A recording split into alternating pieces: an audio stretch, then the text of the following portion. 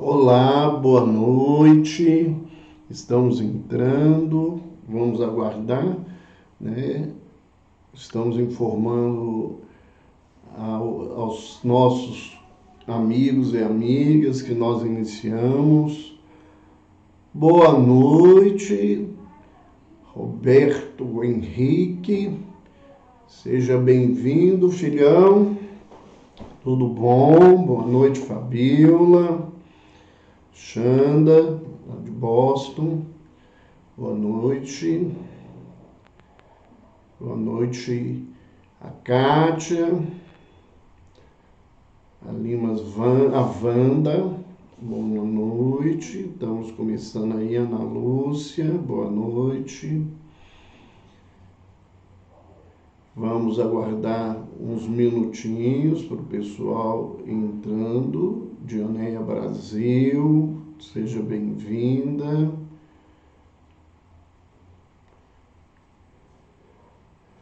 Boa noite, Fabiola. Leni. Boa noite àqueles que estão chegando agora. Suzana Rodrigues.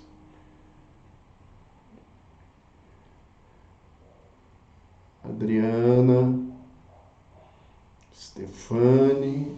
Raimundo Maia. Boa noite, Baú. Como é que tá as coisas? Yuri. Boa noite, Espírito Santo. Léo Botinho, boa noite. Cristina. TT Cássia, Rosário Melo, boa noite. Nós estamos aí aguardando mais alguns instantes a entrada de algumas pessoas para a gente poder começar a nossa atividade, conversar sobre um tema difícil, mas importante, principalmente nos dias de hoje, que é a questão da dor, principalmente quando a dor parece que é insuportável, né? Que ela não tem remédio. Boa noite, Elizabeth Cacheta, Elza, Laís Kelly, boa noite, Raquel Carvalho. Como diz aqui, ó, a bruxa, não fui eu que falei nada, só tô vendo aí, ó. Ainda bem que eu sou um anjinho, só estou lendo aqui, ó. Ana Luísa Castro, Cornélia, sejam bem-vindos, Nilma, Vera. Vamos lá começar a nossa conversa dessa noite. Nós vamos falar sobre as dores. E nessa caminhada, nesses anos de vida, nesses anos de profissão, eu já tive a possibilidade de conviver com inúmeras dores. Dores que realmente parecem insuportáveis, né? E algumas com um final mais positivo, outros com um final de maior dificuldade. E é importante, né, para a gente poder começar, falar de alguma dessas dores que eu pude ser uma testemunha. E pensando nesses inúmeros casos dolorosos com quais eu vivi, eu me lembrei de uma situação que foi de imensa dor para uma família onde eu acompanhava como psiquiatra um dos filhos dessa senhora. Eles eram 4 filhos. Ela havia ficado viúva mais nova, criado os filhos com muita luta, com a dificuldade de ficar sem um companheiro para educar esse número de filhos.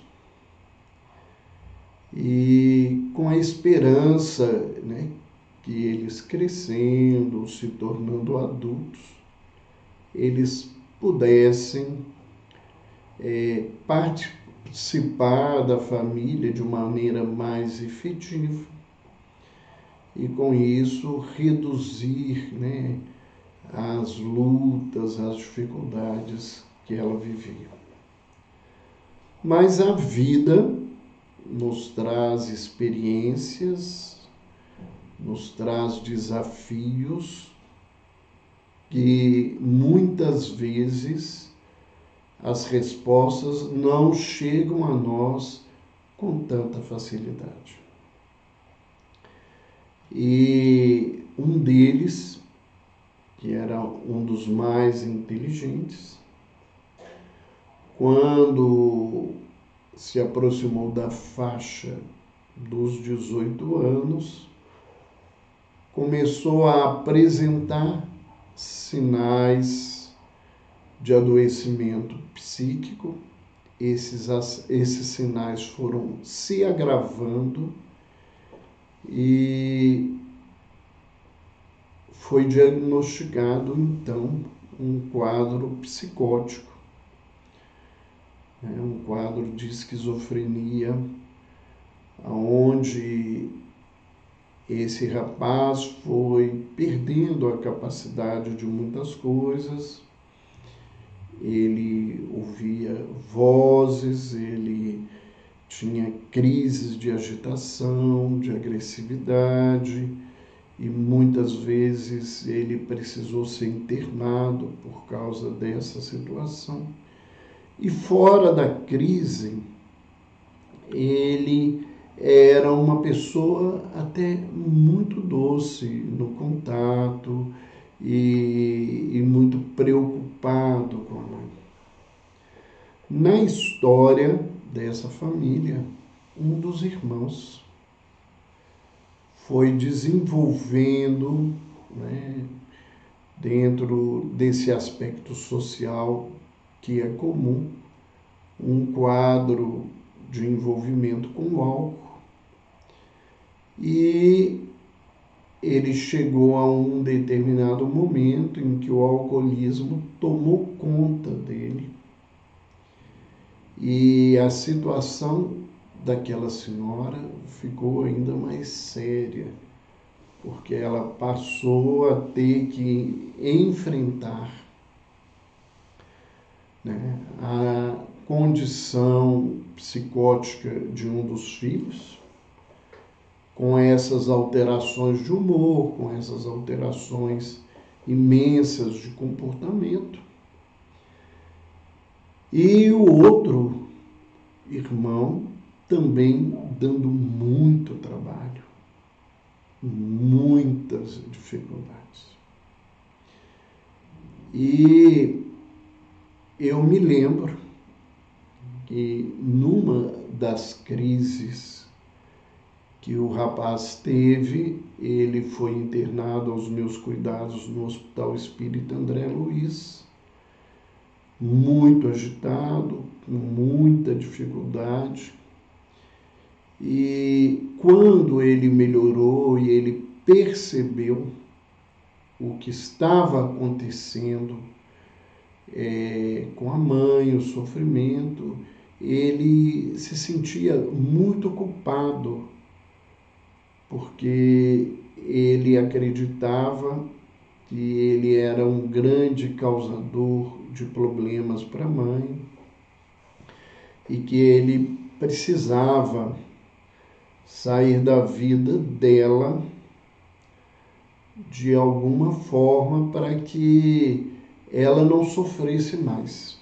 Então a gente passou a se preocupar com a possibilidade do autoextermínio e ele não dizia isso claramente, mas ele sempre falava que ele precisava fazer alguma coisa para sair da vida dela, para que ela não sofresse tanto. Ele foi para casa, o irmão não aceitava o tratamento, então quando ele bebia, ele chegava em casa, criava condições de dificuldade, ameaçava a mãe. Quando ele queria beber, ele foi piorando a condição social, perdeu a capacidade de trabalhar, então ele exigia dinheiro, essas coisas ficavam muito difíceis. E um certo dia, o filho psicótico falou com a mãe, né, que ele iria descobrir uma forma, ou ele ia pedir a Deus que indicasse uma forma para que a mãe não sofresse nem com ele, nem com o irmão. E aconteceu, né? Nessa dificuldade, e ele mesmo com remédio, às vezes ele voltava a ter crise, ele ouvia vozes, e num dia, ele não bem, delirante, mas ainda em casa, o irmão chega do jeito que chega, e isso foi narrado posteriormente por ele, quando, da primeira oportunidade, depois que eu pude atendê-lo, ele ouviu uma voz que ele acreditava que era uma voz de Deus e que ele dizia assim: é hora de você salvar a sua mãe. E ele foi à cozinha, pegou uma faca, esfaqueou e matou o irmão. E com essa situação ele teve que ir para a cadeia, que foi aonde eu reencontrei com ele num primeiro momento. E diante da gravidade da condição, ele teve que ser encaminhado posteriormente para um hospital e depois para o que era chamado de manicômio judiciário em Barbacena. Então, dentro da doença dele, né, e isso foi uma imensa dor, essa mãe sofrendo imensamente, ele libertou a mãe do irmão matando e saiu da vida dela indo para o manicômio judiciário. Então, e a mãe me dizia: doutor, mas eu preferia os dois na minha caminhada. Né? E foi uma das experiências mais dolorosas que eu acompanhei dentro do meu trabalho, dentro de tudo aquilo que a gente aprendeu, né, nesses anos todos sobre uma dor, né, e é muito doloroso para uma mãe perder, né, mesmo que seja simbolicamente, os dois filhos, numa condição como essa, e que faz a gente pensar como a mãe pensava e falava comigo durante o velório. Eu não sei se eu tenho condição de viver agora diante de tudo isso. E um certo dia, ainda resolvendo as questões do outro filho, do ponto de vista clínico, e até do ponto de vista pericial, ela virou e disse para mim, com lágrimas demarcadas, aquele dia eu morri 2 vezes.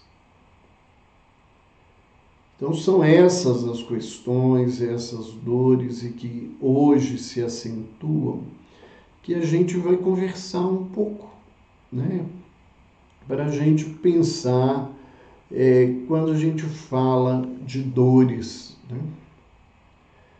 Primeiro, lembrar que dor é um sintoma subjetivo que varia conforme a pessoa.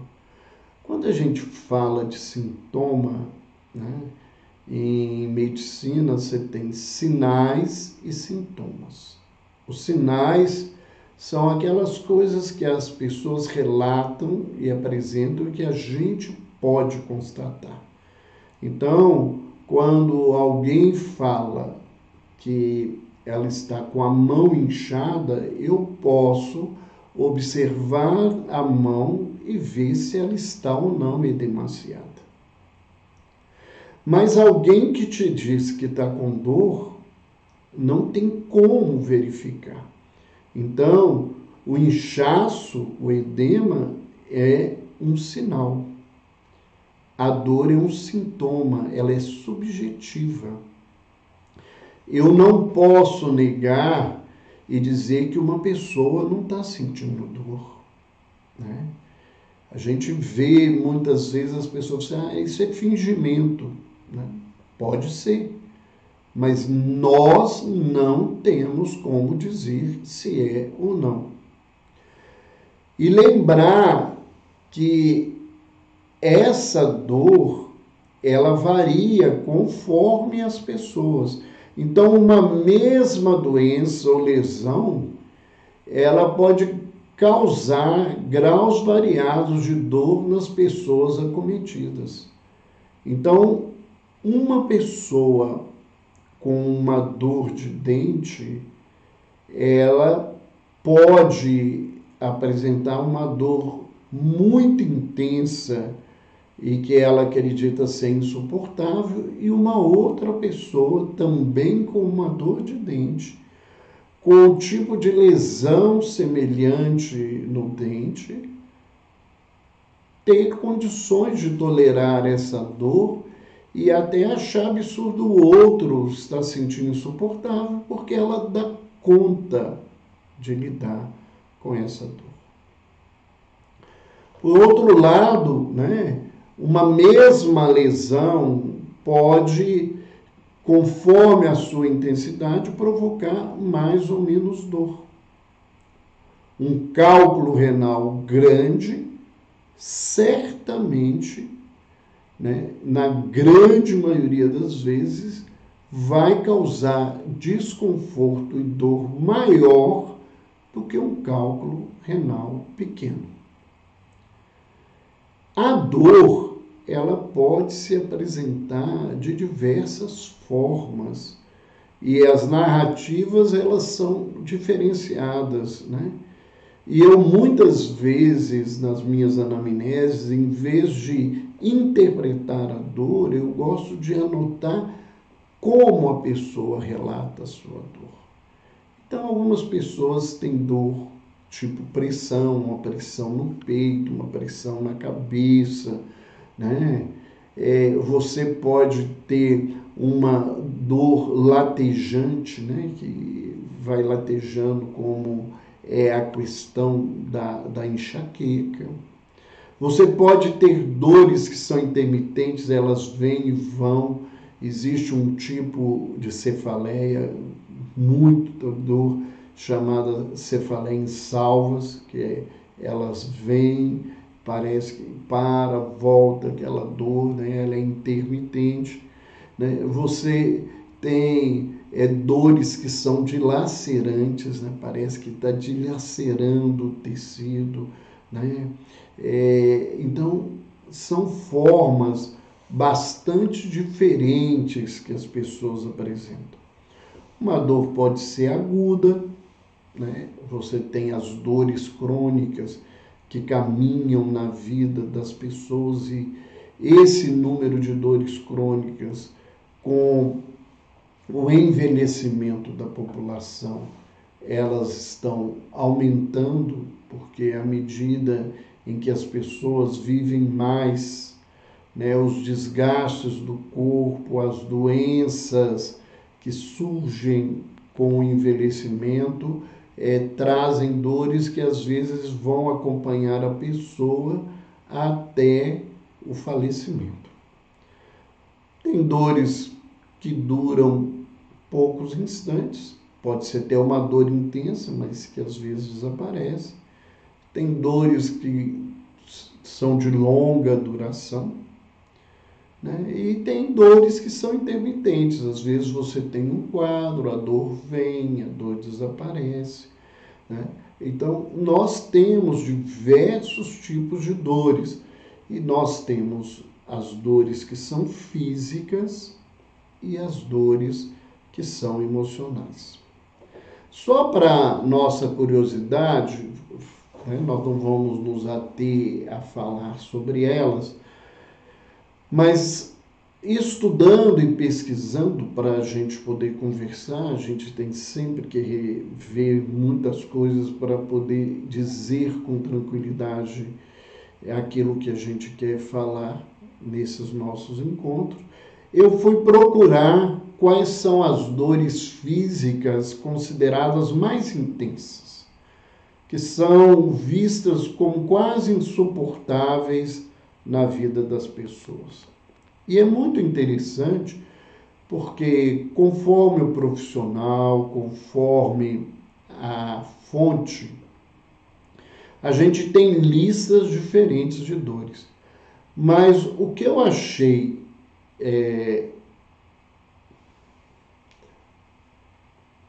já voltou, desculpa aí, a internet deu algum problema.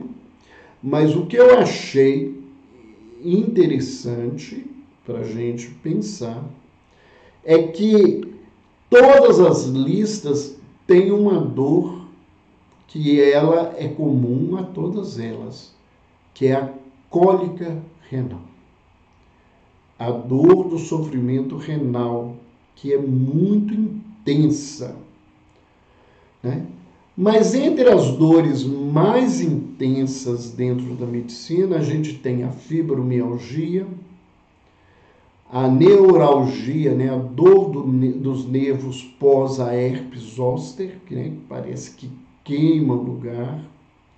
A dor do membro fantasma, que é aquelas pessoas que amputam um braço, uma mão, um dedo, e que continuam sentindo a dor como se aquele membro, aquele órgão estivesse ali.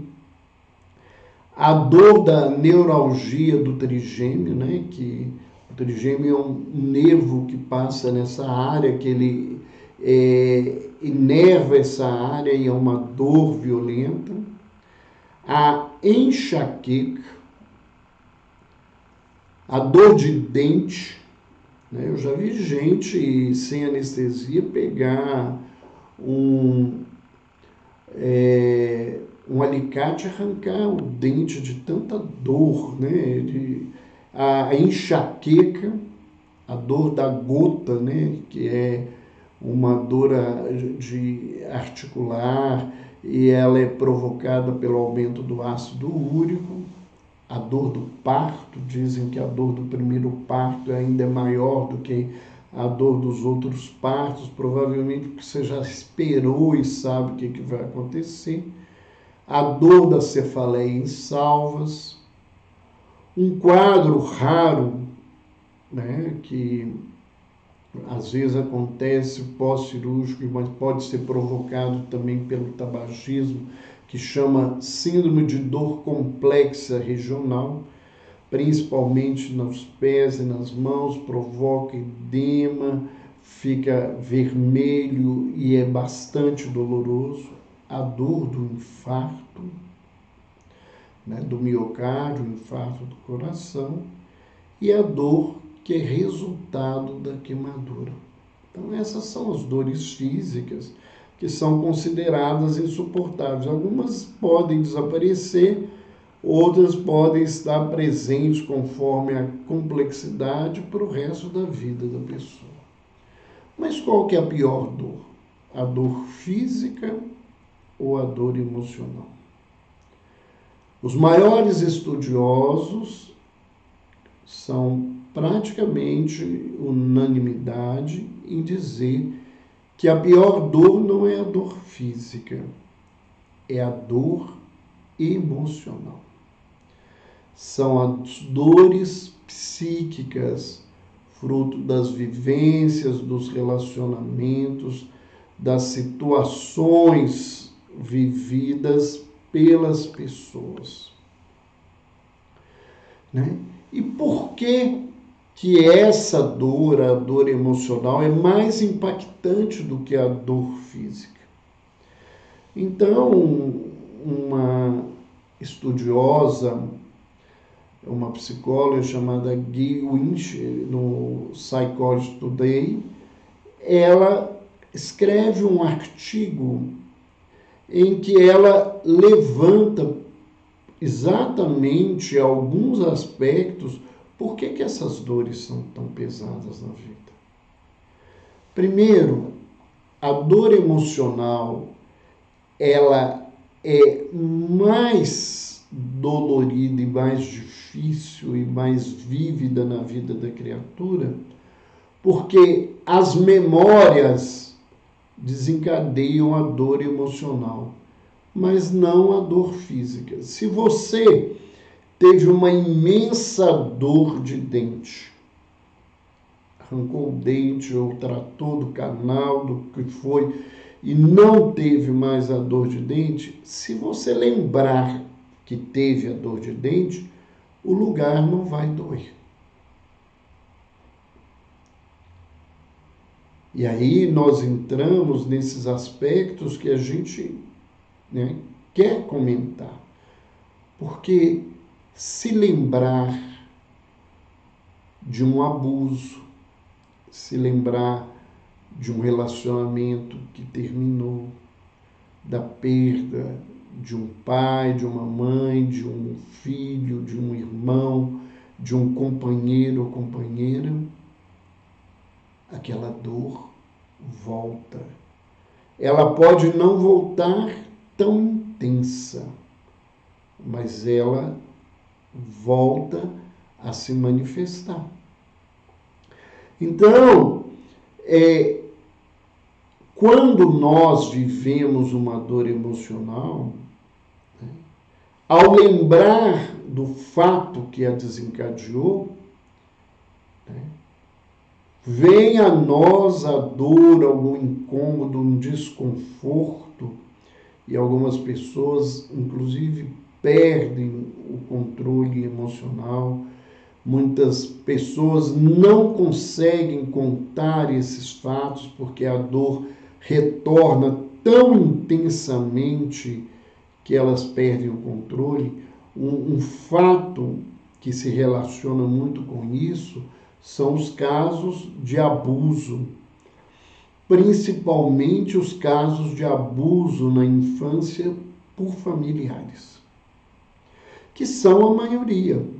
Ao contrário do que as pessoas imaginam, os abusos na infância, na grande maioria, são provocados por parentes, né, ou por pessoas queridas pela família e que têm uma relação muito próxima com essas pessoas. E às vezes, 30, 40 anos depois, quando a pessoa revive o fato para relatar, por exemplo, numa consulta psiquiátrica, a vivência da dor, a emoção, o sentimento é muito grande, é muito forte. Uma outra questão que essa pesquisadora coloca, e é interessante a gente pensar, é que muitas vezes nós usamos a dor física como distração da dor emocional. Então, às vezes a dor emocional é tão grande que a pessoa provoca nela uma dor física para ter alívio daquela dor emocional. Essa questão acontece muito constante num quadro de transtorno de personalidade, né, que é o transtorno de personalidade instável, ou conhecido também como transtorno de personalidade borderline, onde os pacientes se automutilam, né, eles se cortam, eles se ferem, né, e às vezes são feridas profundas que precisam ser levados para o pronto-socorro, para um atendimento de urgência, para serem suturadas, né? Eu atendi durante muitos anos um rapaz portador de um quadro desse, que os braços, o peito e as pernas, conforme a região, se ele voltasse a se cortar, ela tinha que cicatrizar pelo que nós chamamos de segunda intenção, porque eram tantos cortes em cima dos cortes que não tinha mais condições de suturar. E ele dizia: a dor que eu sinto dentro de mim é tão intensa que quando eu me corto, parece que ela sai, ela vai embora com o sangue. Então, às vezes a gente fala das nossas dores, não tem ideia da intensidade das dores que as pessoas carregam. E isso que alguém, muitas vezes, porque a pessoa se mutila de uma forma muito superficial e fala assim, não, isso ele está manipulando, isso é jogo. A gente que atende e convive com esse tipo de paciente sabe e vê que, na verdade, muitas desses casos que são vistos como manipulação, e pode inclusive ser, mas a gente não tem que caminhar desse jeito, eles são uma forma, mais leve desse quadro que eu trouxe desse meu paciente, que é para se aliviar da depressão, da angústia, de todo esse sofrimento que ele carrega e que muitas vezes ele não sabe explicar. Uma outra situação, que é importante a gente ver nesse contexto de avaliação, é que nós, infelizmente, a grande maioria das vezes, temos mais empatia com alguém que tem uma dor física do que com alguém que está vivendo uma dor emocional. Conforme a dor emocional e conforme a relação que a gente tem com essas pessoas, a gente até se irrita e quer que as pessoas saiam de perto da gente. Então, se a gente assiste uma pessoa sendo atropelada na rua, isso mexe com a gente.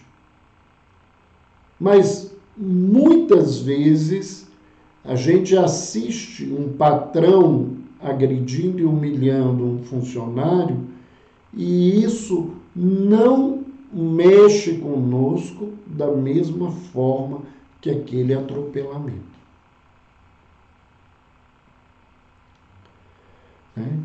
E isso me lembra, eu falo muitas vezes nas minhas palestras, uma música do Chico Buarque, que ele fala de uma mulher, a Joana, que tentou contra a existência, e que ela fez isso porque ela foi abandonada, porque ela tinha uma situação complicada, e que as pessoas, né,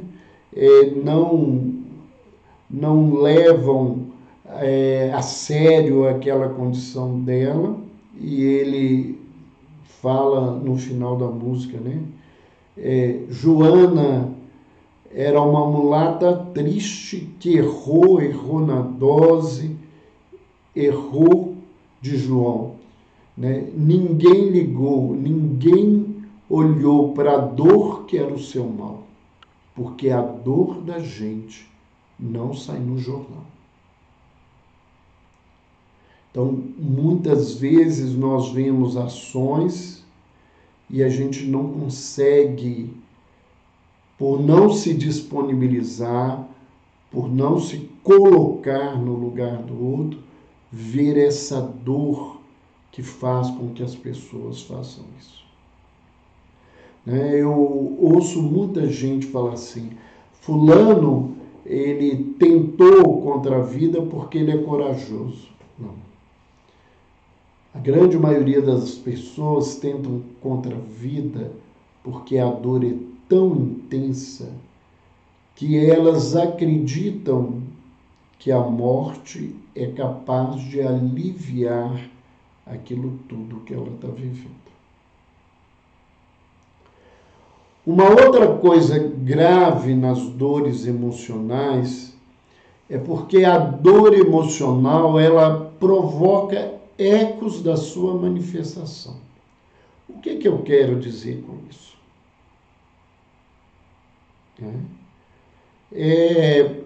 Às vezes, você está vivendo, por exemplo, o dia do seu aniversário, e você está na festa de aniversário, todo feliz, e recebe uma notícia que o seu melhor amigo, a sua melhor amiga, ou um ente querido muito próximo, sofreu um acidente e faleceu naquele momento. É muito comum as pessoas, né, além do fato vivido, né, que a festa ali acabou, ele, durante muitos anos, ou o resto da vida, não conseguir comemorar o aniversário, ou essa comemoração nunca mais vai ser igual, porque ela sempre vai ser colorida por aquela dor daquele dia. Mas você pode estar num aniversário, ter um acidente, quebrar uma perna, um braço, vai, gessa, cura.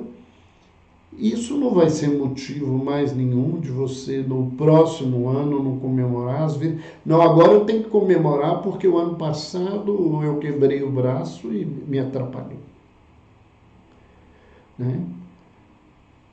E uma dor emocional, principalmente uma dor emocional que não tem um envolvimento físico, ela tem uma forte probabilidade de prejudicar a nossa noção de valor pessoal, né? De decair a nossa autoestima, de nos provocar culpa, né? De causar um desconforto que te leva a uma visão sua pior, né? Nós podemos aí levantar quantas pessoas são abusadas sexualmente e vivem um sentimento de culpa como se elas tivessem tido a responsabilidade do que aconteceu, né? Se não bastasse a nossa cultura machista, que muitas vezes faz essa avaliação tão grosseira e tão desumana nesse contexto, né?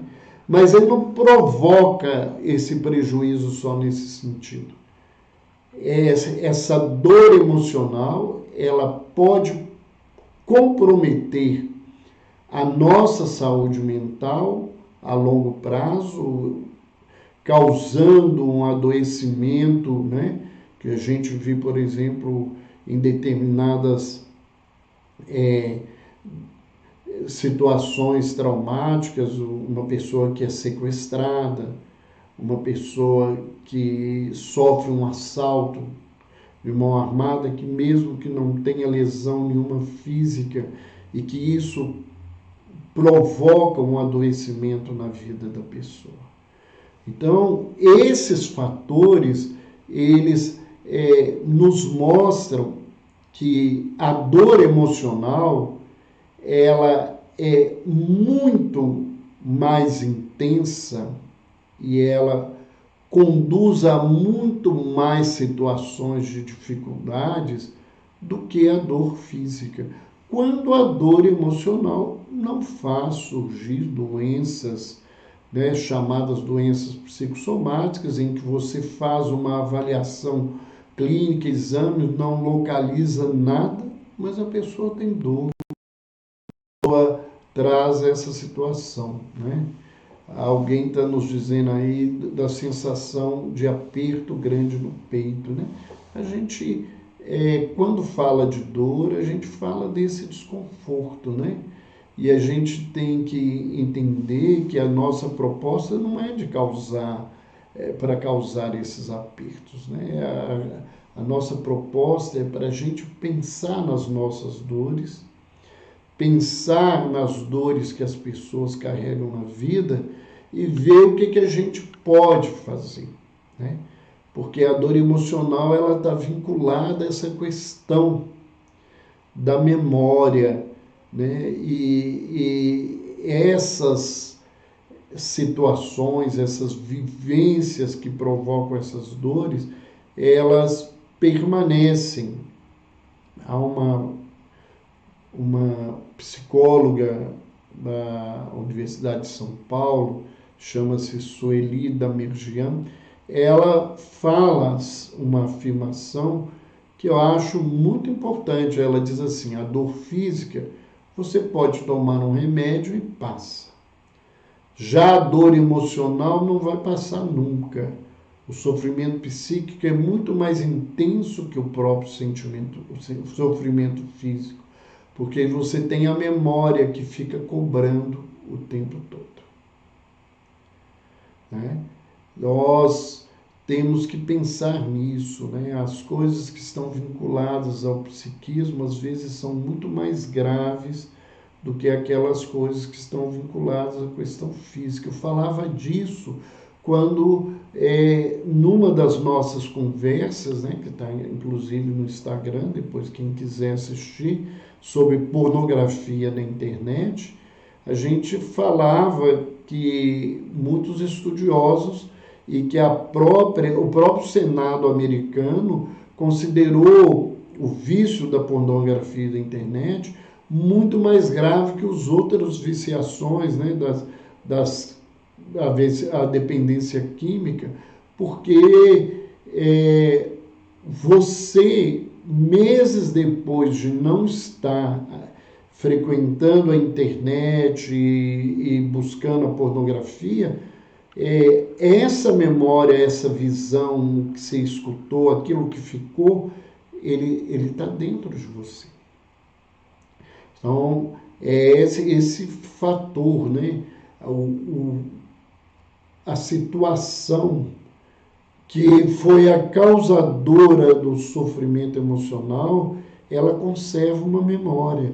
E muitas vezes a pessoa fica inconsciente dessa informação durante muitos anos, e uma questão, uma vivência, né, uma situação desencadeia isso. Quantas pessoas, décadas depois, despertam a memória de um abuso sexual que ela viveu na infância, e isso faz transbordar toda aquela dor que ela, por um recurso de defesa emocional, ela não se lembrava, ela não vivenciava. Uma outra questão, né, que alguém levantaria, obviamente, é como é que a gente vai superar essas dores emocionais que geralmente elas são muito intensas, né? Primeiro assim, igual nós falamos das dores físicas, tem dores que são mais intensas emocionalmente. Muitos estudiosos levantam que uma das dores mais difíceis de serem vividas é a perda de um filho. Mas a perda pela morte, né, que dentro da visão do sagrado, desse trabalho que a gente realiza, né, do curso que nós fazemos sobre o sagrado em nós, a gente tem uma visão dessa transcendência, que a vida, né, não acaba com a questão da morte, mas independente dessa crença da imortalidade ou não, a separação ela é muito pesada. Então eles levantam a intensidade dessa dor, a dor da traição, né? A dor da falência, né, que muitas pessoas vivem e que entram na miséria, né?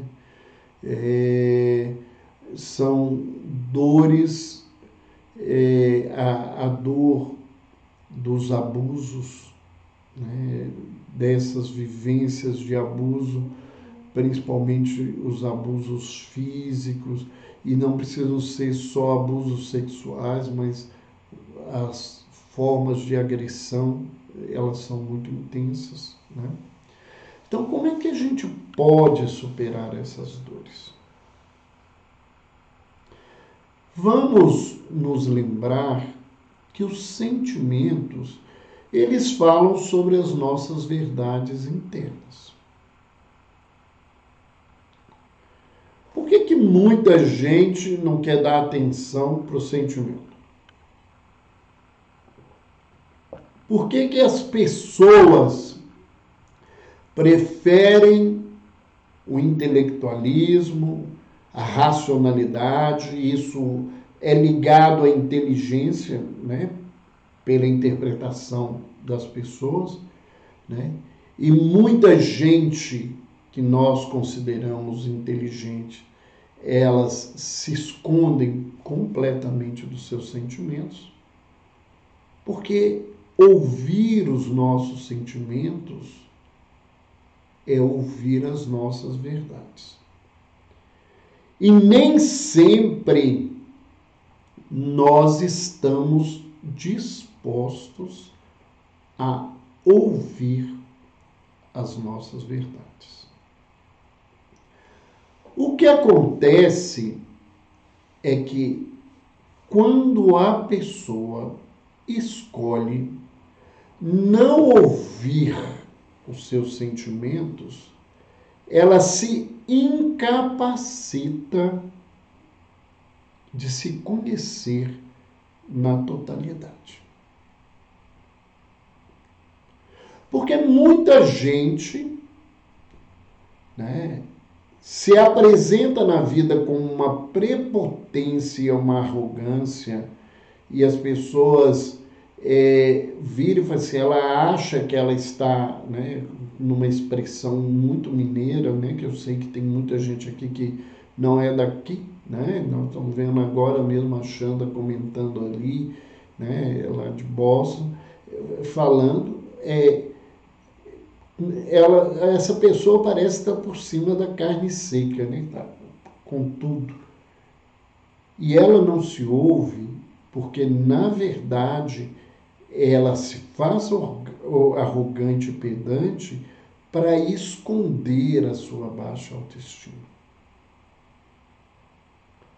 Então, tem muita gente aí, né, que se mostra na frieza por ter medo, né, de se expressar, porque aprendeu que a gente não pode chorar na frente das pessoas, que o homem não chora. Então, que isso é sinal de grandeza, e na verdade não é, né? Nós temos que pensar nessa questão. Então, um dos elementos fundamentais para superar as dores emocionais é um dos instrumentos mais importantes, uma das ferramentas mais importantes quando a gente fala de espiritualidade, né? Independente de estar voltado a uma questão religiosa ou não, que é o autoconhecimento. Que não é uma coisa fácil, porque o autoconhecimento vai nos fazer ter que ouvir os nossos sentimentos e ter contato com as nossas verdades internas. A gente tem que lembrar que na nossa vivência a emoção precede a razão. A gente sente e depois é que a gente racionaliza, intelectualiza e expressa o nosso sentimento. Então, o primeiro contato nosso é através das emoções e dos sentimentos. Então, muitas pessoas acreditam, vendo isso, que a razão ela é mais importante na vida do que as emoções e os sentimentos. E isso não é uma verdade. E não é incomum a gente racionalizar as nossas emoções. E às vezes banalizar as nossas emoções, né? Então, o perigo da gente querer explicar as nossas emoções o tempo todo, principalmente essa autoexplicação, é a gente negar que essas coisas existem. Não, eu não sinto medo, né? Ou banalizar a nossa emoção. Não, isso foi um chorinho à toa. Não, isso não é problema, né? Uma forma de racionalização muito comum que a gente vê entre os religiosos é diante de uma dor pesada, que é a dor diante da perda de um parente, de um ente querido, né? Do luto, do momento de se despedir do morto no velório, né? Coisa que hoje não está podendo acontecer e que aumenta muito a dor emocional de muita gente, né? E as pessoas falarem assim, se você tem fé, você não pode chorar, você não pode se comportar assim, né? É claro que ninguém precisa perder o equilíbrio, né? E as pessoas que perdem o equilíbrio nesse momento, elas estão falando do seu desequilíbrio emocional em outras condições, precisando se atentar para isso, né? Mas banalizar a dor, né, do luto é desrespeitar a pessoa humana. Me perdoem aqueles que veem de outra forma e querem se expressar de uma outra forma. Então a gente precisa, dentro dessa perspectiva, apreender a realidade e a intensidade dos nossos sentimentos. Então, eu tenho que aprender nesse caminho, né, nomear o que eu estou sentindo, porque tem gente que não sabe o que está sentindo.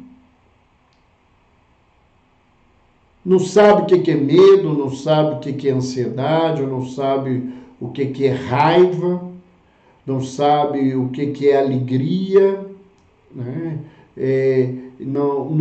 não tem consciência dessas coisas. Você mas não sabe que tem... tem gente que não consegue expressar alegria. Tem pessoas, né, que eu falo que elas devem ter participado do concílio lá, que disse que a alegria era uma coisa demoníaca, porque não há relato nenhum no Evangelho de que Jesus tenha tido momentos de alegria, sorrido, mas tem um versículo, por sinal é o menor versículo da Bíblia, que é o versículo 13 do capítulo 13 de João, que está escrito lá, Jesus chorou. Por causa disso, né, eles concluíram que um cristão não podia ter prazer. Não podia ser movimentado de alegria. Então, o cristão tinha que vestir preto, marrom, cinza, no máximo branco, porque são cores neutras que não apresentam coisa. Muitos tinham que usar o capuz para tampar o rosto, porque não poderia sentir o prazer do vento que toca o rosto. E a gente aprendeu isso, né? Aprendeu isso. Às vezes, nas minhas palestras presenciais, nas casas espíritas, né, às vezes a gente conta uma história jocosa para aliviar, né? Eu falo que o pessoal tem o costume de me convidar para falar em congressos depois do almoço. É a hora que o povo está com sono. Então você tem que fazer alguma coisa de movimento. Então você conta uma história, às vezes você está ali com o presidente ou com os responsáveis pela casa espírita, a cara deles é tão de defunto, tão incomodada, tão neutra, que eu fico pensando, será que eu estou falando alguma bobagem?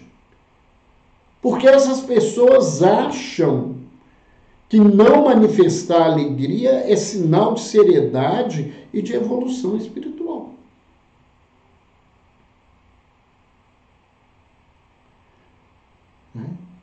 Eu costumo brincar, estava vendo aqui a Cris Mascarenha, lá de Pernambuco, essa grande amiga aí da doutrina, falando. Eu falo que eu adoro quando sou convidado para falar da Bahia para cima, principalmente no Nordeste. Eu conheço muito pouco do Norte do Brasil, né?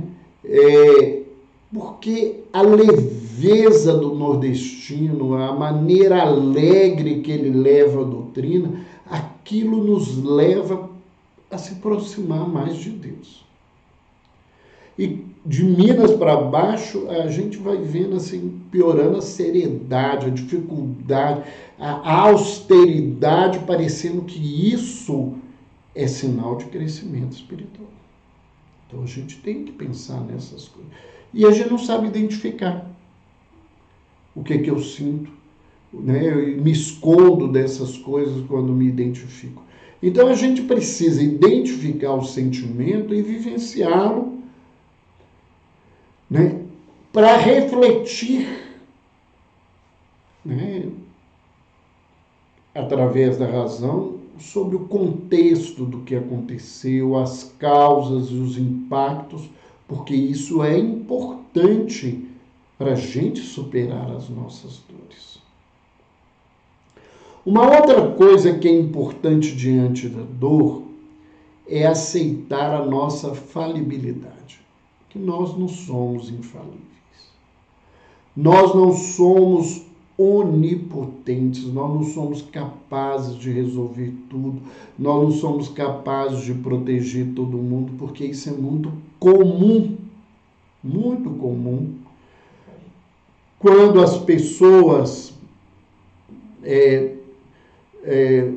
terminam um relacionamento, ou que alguém morre e é muito querido, e pensa assim, e se eu tivesse feito de outra forma? E se eu tivesse naquele momento buscado outro profissional? E se nós não tivéssemos viajado, se eu não tivesse convidado para tudo isso, né? Eu falo que, nessa forma minha, às vezes, muito jocosa, que esse negócio de ser assim, se a sua mãe fosse homem, você não tinha uma mãe e um pai. Você tinha 2 pais.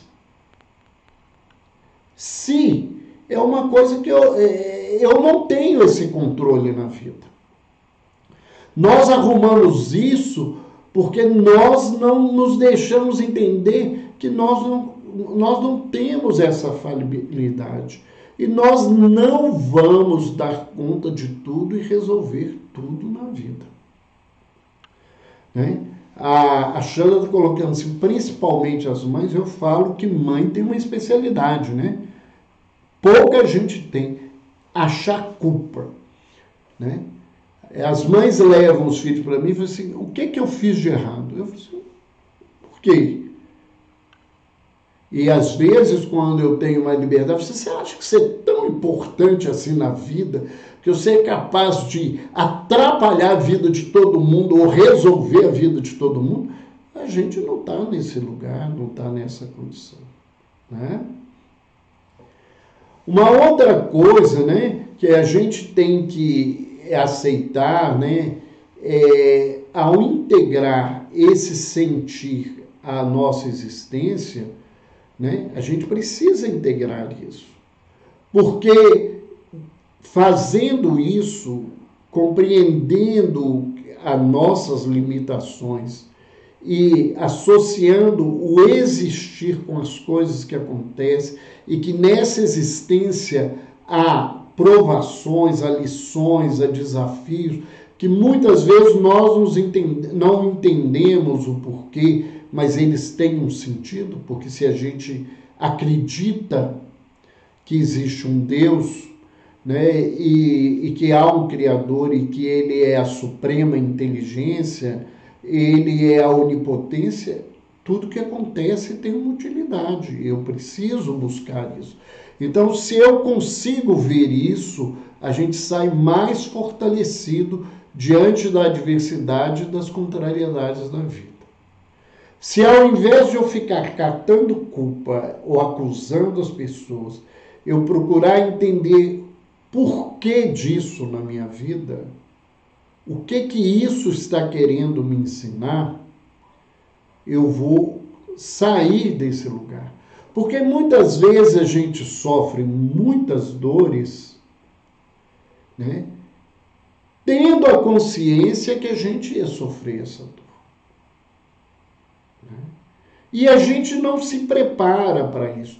Às vezes você está com um ente querido, com uma doença grave, terminal, que às vezes os médicos, né, brincando de Deus, me desculpem a forma, falam assim, tem tanto tempo de vida, né, porque a gente não tem capacidade, né? Eu como médico não tenho capacidade de determinar quanto tempo de vida, não. Eu já vi muita gente que foi determinado que ia viver 1 mês e viver muitos anos, e eu já vi muita gente, né, que saiu de um consultório aparentemente com todos os exames bons e que meia hora depois teve um infarto do miocárdio, teve um acidente. A gente não tem essa condição. Mas você sabe que a pessoa vai desencarnar, vai falecer, vai morrer, conforme a sua crença, a sua visão, né? E não se prepare na hora que acontece, briga com Deus, briga com a vida, que eu não fiz direito. Você foi possibilitado de se preparar. Quantas relações a gente vive que a gente sabe que está fadada a não dar certo. Que aquilo começou errado e vai acabar errado. E quando acaba, a gente não dá conta de vencer o luto da separação.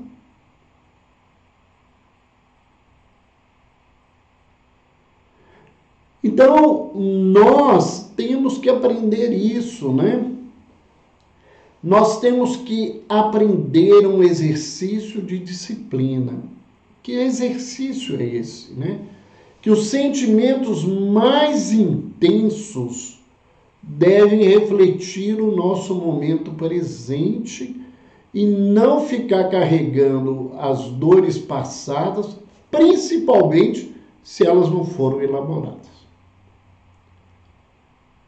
adianta eu ficar preso a algo que foi errado? Eu não posso mudar o meu passado. Eu não posso mudar o meu passado. Eu posso, hoje, fazer um novo futuro, como, né, há uma fala, né, atribuída a Francisco Cândido Xavier, que ele diz isso, né? A gente não pode mudar, eu não posso mudar, né, o que aconteceu, mas eu posso fazer um outro final. Eu posso mudar esse caminho a partir de agora. Então, nós temos que entender isso, né? Ter o cuidado de não distorcer a realidade. Nós vamos falar ainda disso aí, né? E aprender a assimilar as realidades vividas que a gente tem que passar, sejam elas agradáveis ou não, porque elas vão acontecer. Nós é que temos que aprender a viver essas coisas, né? Ah, eu não estava preparado para perder um filho, mas a gente pode perder um filho.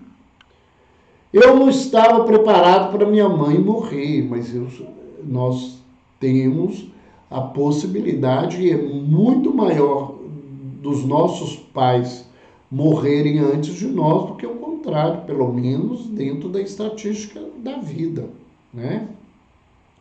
A gente tem que permitir se sentir, né? E isso parece paradoxal, né? É um movimento paradoxal. Mas quando a gente identifica e vivencia, né, emocionalmente aquela dor, essa dor ela vai se aliviando,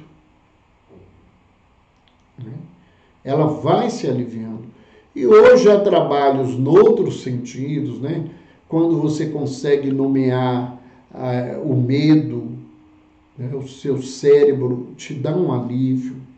Quando você aprende a nomear essas emoções, então a gente vai vendo que isso é possível e lembrar e aprender que há uma frase que é muito falada em psicologia, muito falada por autoajuda, muito falada por muita gente, que é: dor reprimida não é dor resolvida. Não adianta reprimir a nossa dor. A gente tem que resolver a nossa dor. Dor reprimida vai sair lá na frente. Você esconde a sua raiva e ela vai aparecer de alguma forma como uma doença, tanto uma doença psicossomática quanto como uma doença emocional, né? Aceitar as nossas limitações, a existência, a repercussão da dor e do sofrimento.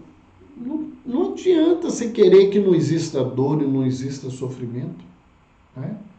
Negar não adianta. As pessoas, né, ainda estão negando a realidade da pandemia, mas a pandemia não deixou de existir, não. Estou vendo aí muita gente achar que a pandemia acabou, ela não acabou, não. E nós não sabemos nem se ela pode se agravar, e se agravar de uma forma muito séria. Eu, quando falei várias vezes sobre emoções durante a pandemia, para muitos companheiros que me pediram, eu fiz questão de associar com a questão da gripe espanhola, que ela teve 3 ondas, né? Nós já estamos na segunda onda, né, da pandemia da coronavírus. E foi a 3ª onda da gripe espanhola que mais matou pessoas no mundo. Então, não achemos que as coisas estão resolvidas, não, que é amolação de rede social, de canal de televisão, jornal, rádio, de que usa máscara, evita isolamento, evita aglomeração.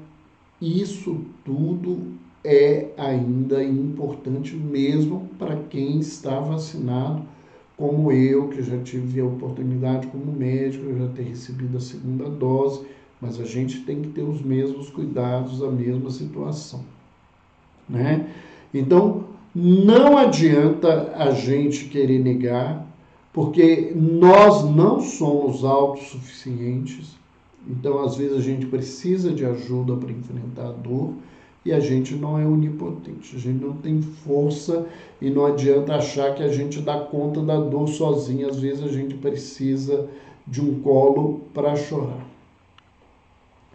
Quais que são os riscos que a gente vive de não compreender realmente a dor, né? A gente corre o risco da interpretação equivocada da realidade, né? Então, se eu não lido com a minha dor, eu passo a interpretar a vida de uma forma errônea. Ou eu posso projetar a culpa em terceiros, não sendo uma verdade. Porque essa é uma forma de eu não ter que lidar com a minha dor, é culpar o outro da minha dor. A dor é minha, né? É responsabilidade minha entendê-la e trabalhar com ela, né? Eu posso fazer uma falsa atribuição de intencionalidade onde ela não existe, né? Que isso acontece muito. Foi porque fulano queria me destruir, porque isso é trabalho que as pessoas, isso é resultado da inveja do outro. Essas coisas podem nos atuar? Podem.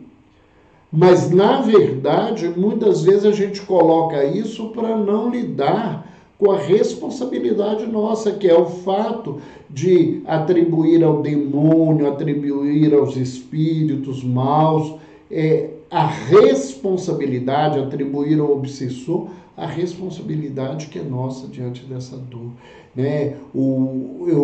Acabou o meu casamento, o meu relacionamento, porque foram fulano, beltrano, ou foram os espíritos, ou foi o demônio, ou Deus não deixou que eu fosse feliz, né?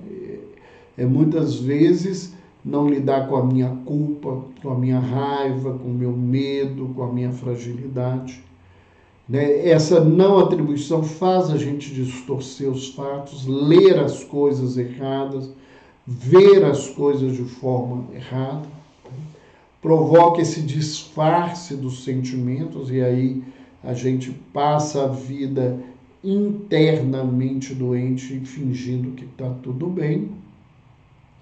E muitas vezes não compreender essa dor é uma forma de eximir-se de ter que tomar a responsabilidade da mudança. E a única pessoa que pode mudar a minha vida sou eu.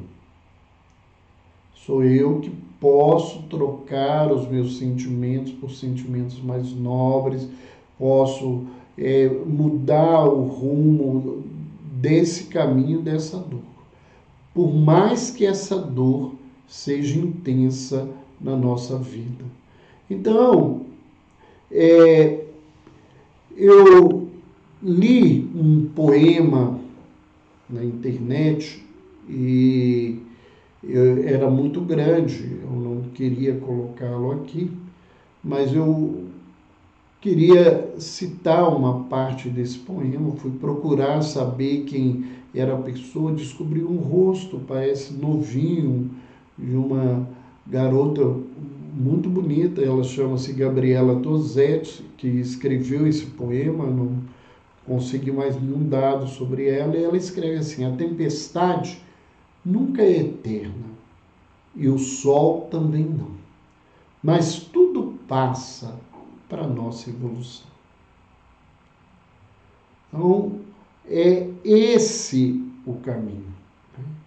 E uma história também de uma dor muito grande, né, que nos traz um aspecto muito importante para superar essa dor, que é a questão da fé, da religiosidade, do amparo espiritual. É uma história que eu vivenciei na minha família. Eu era muito novo, né? Eu devia ter uns 10, 11 anos de idade. E alguns primos mais velhos, eu sou dos netos novos de ambas famílias, da família da minha mãe e da família do meu pai do primeiro casamento, porque eu tenho até tias da minha idade, ou mais novos que eu. Então, eu era bem mais novo, e meus primas jovens foram para um passeio numa beirada de rio. E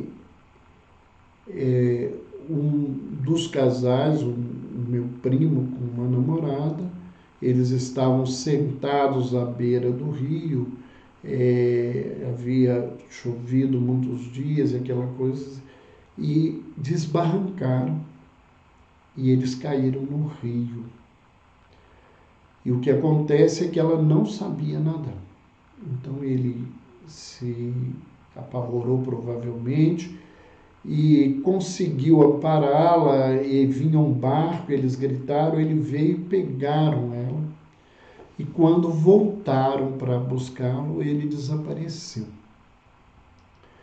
Isso foi num domingo e o corpo dele só foi encontrado na terça-feira à tarde. E durante essa dor toda que meus tios viveram, o trabalho do Corpo de Bombeiro enfrentou ainda uma dor intensa, porque durante a busca, 2 soldados do Corpo de Bombeiro também morreram buscando esse meu primo. Essa foi uma dor muito intensa para os meus tios, mas principalmente para minha tia. E a vivência para ela foi muito intensa e lembra uma música que o Francis Haim canta, fala um pedaço de mim, né? Ou metade arrancada de mim, né? Que a saudade é um parto, a saudade, né, é o revés de um parto, é arrumar um quarto de um filho que já morreu. E durante muitos anos, na dor dessa minha tia, ela arrumava o quarto do meu primo, inclusive colocava os chinelos sobre o tapete, como se ele fosse voltar. E ela se tornou uma pessoa extremamente infeliz. Ela visitava 2, 3 vezes por semana o cemitério, varria tudo, trocava as flores, lavava a lápide. Ela não dava conta dessa dor. E alguns anos depois, nesse sofrimento que ela não se liberava, um dia um senhor muito simples, que não conhecia, tocou na casa dela. E ela veio receber, ela morava numa casa muito grande, para a época muito bonita, muito diferenciada. E no primeiro momento a pessoa deve ter achado que ela era até funcionária da casa por causa da forma e do jeito que ela se apresentava. E ele falou assim, eu queria que você chamasse para a gente, posso dizer, todos eles desencarnados, eu queria que chamasse a dona Risoleia para mim. Eu tenho um recado para ela. A minha tia achou muito estranho e falou assim, eu sou Risoleia, o senhor tem um recado? Mas recado de quem? Eu não conheço o senhor. Ele falou assim, eu sei que a senhora não me conhece. E eu também não a conheço. E nem sei qual é a crença da senhora. E nem o que a senhora vai pensar, porque eu não vim aqui pedir nada, Eu não quero receber nada. Eu só vim cá cumprir um dever. Eu sou médium e no trabalho mediúnico que eu faço, chegou um rapaz de mais ou menos 20 anos de idade, assim, desse jeito. E ele se apresentou, me disse que se chama Carlos Alberto e que ele precisava muito que eu procurasse a mãe dele e me deu o endereço e o nome da senhora. E ele me pediu que a senhora não mais guardasse as coisas dele no quarto e nem preparasse o quarto dele para voltar. Que isso não o ajuda. Que a senhora dê as coisas que a senhora guardou para as pessoas que precisam. A minha tia se assustou muito. Sei que ela comentou com meu tio que era muito católico, ele achou muito estranho, mas a partir daquele dia a minha tia desmontou o quarto. E de alguma forma ela dizia se aliviada, mesmo que ela não tivesse a certeza das coisas. Então, diante das nossas dores, da nossa luta, quando a gente acha que é insuportável, né, a gente tem que se lembrar de Deus, do amparo espiritual. Né? E a fé e a esperança são importantes. E a gente termina a nossa fala com uma fala de Jesus no Evangelho de João, no capítulo 14, no versículo 1, quando ele diz: não se turbe o vosso coração. Crede em Deus, crede também em mim. Diante da dor, da luta, busca Deus. Ele é capaz de nos dar força, nos amparar, nos fortalecer, nos encaminhar. Nós podemos aprender muito. E às vezes por meios mais diferentes, e realmente esse Senhor nunca mais apareceu. A minha tia nunca foi ao lugar onde ele trabalhava. Essa informação nunca foi presente na família, né? Mas ela foi importante, porque os fatos revelaram que a vida continua, que ele estava do outro lado, vendo e vivenciando aquilo, e alguém, através da misericórdia divina, pôde te trazer esse recado e dar algum tipo de alívio ao seu coração. Então, nós estamos agradecendo a presença de vocês. Eu gostaria de fazer um convite, né? Nós vamos realizar no próximo sábado, dia 10, das 14 às 17 horas, um seminário para a Associação Médico Espírita de Minas Gerais, aonde nós vamos falar de um tema também muito importante, né? É um tema que eu já até fiz uma palestra, mas nós vamos fazer um estudo pormenorizado de questões nesse sentido, né? O tema é: existe vida após o casamento? Né? Das relações adoecidas às vivências amorosas. Então, é no sábado, das 14 às 17 horas, e aqueles que tiverem podem se inscrever no site da Associação Médico Espírita de Minas Gerais. É www.ameng,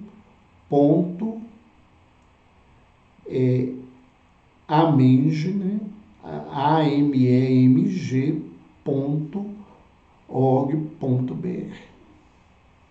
Então, aqueles que quiserem se inscrever, né, nós teremos imensa alegria de recebê-los. É uma oportunidade de refletir, é uma oportunidade de conhecerem um pouco da Associação Médico Espírita de Minas Gerais, para quem não conhece, uma oportunidade para auxiliar os trabalhos que a gente realiza aos nossos pacientes, a nossa atividade.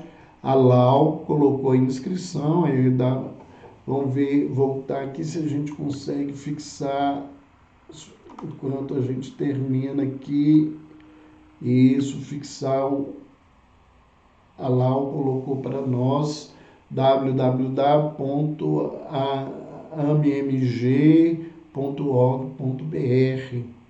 Então, aqueles que estiverem interessados, é um prazer poder a gente conversar junto. Um beijo no coração de todo mundo. Bom fim de noite para aqueles que nos escutem. Bom dia, boa tarde. E até também na próxima terça-feira com um novo tema, uma nova conversa.